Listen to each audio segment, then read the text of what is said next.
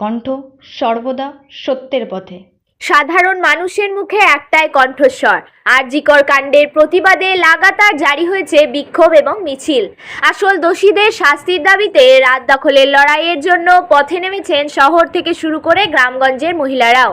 রাত্রিবেলায় মহিলাদের সুরক্ষা দিতে এই দাবি নিয়ে কখনো মশাল হাতে নিয়ে মিছিল, কখনো মৌন মিছিল, আবার কখনো প্যাকার্ড হাতে নিয়ে মিছিল করে প্রতিবাদ জানাচ্ছেন। এদিন বীরভূমের রামপুরহাট থানার অন্তর্গত গোপালপুর মোড় থেকে একটি প্রতিবাদ মিছিল বেরোয়। সেই মিছিলে সামিল হয়েছিল 8 থেকে 80 সকলেই। এছাড়াও পার্শ্ববর্তী গ্রামের সাধারণ মানুষ ও ছাত্রছাত্রীরা এবং ব্যবসায়ীরাও সকলে পথে নেমেছেন। আরজিকরের ঘটনা নিয়ে আজ বিকেল 5টায় এক বিরাট প্রতিবাদ মিছিলের আয়োজন করা হয়েছিল। সেখানে সামিল হয়েছিল অধিকাংশই মহিলারা, স্কুল পড়ুয়া ছাত্রছাত্রী, শিক্ষক, পথ চলতি মানুষ, ব্যবসায়ীরা ও আশেপাশে এলাকার মানুষজন। তাদের একটাই দাবি, দোষীরা যাতে শাস্তি পায়। বিচার চাই, বিচার চাই। পুলিশ তুমি চিন্তা করো, তোমার বড় হচ্ছে বড়। পুলিশ তুমি হচ্ছে বড়। লড়াই লড়াই লড়াই চাই, আর কি করে বিচার চাই।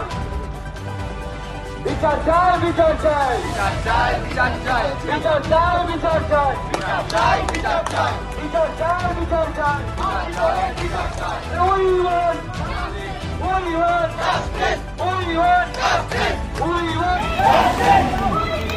Justice. Justice. Justice.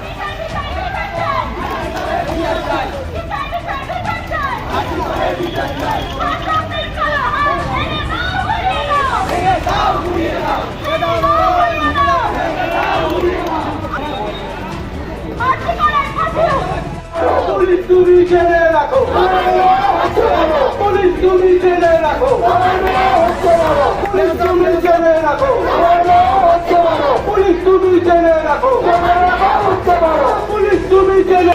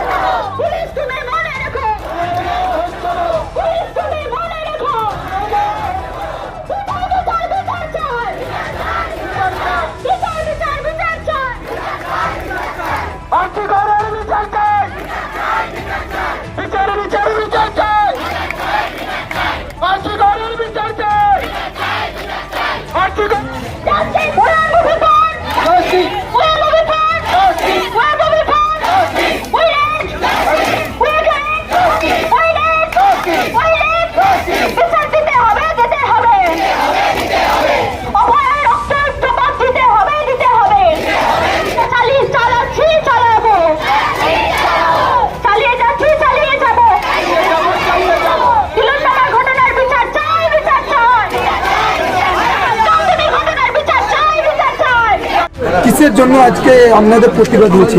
আরজিকরের মহিলা ডাক্তারের ওপরে যে অমানবিক অত্যাচার হচ্ছে সেই জন্য আমরা পুরো এলাকাবাসী 3-4টে গ্রাম মিলে আজকে প্রতিবাদ মিছিল বার করেছি। ওই মহিলা ডাক্তারের ওপর যে অমানবিক অত্যাচার হয়েছে সেটা আমরা প্রতিবাদ জানাচ্ছি। কারণ একজন ডাক্তারের ওপর যদি এত অত্যাচার হতে পারে তো আমরা সাধারণ মানুষের ওপর অত্যাচার হবেই। ওই ডাক্তার ঢাকে আছে বলে আমরা বেঁচে আছি, ডাক্তারের জন্য সব কিছু হয়। আমরা যখন অসুস্থ তাই ডাক্তারের কাছে যাই। এবার একজন ডাক্তার যদি সেভ না থাকে তাহলে তো সাধারণ মানুষের কোনো মূল্য নাই।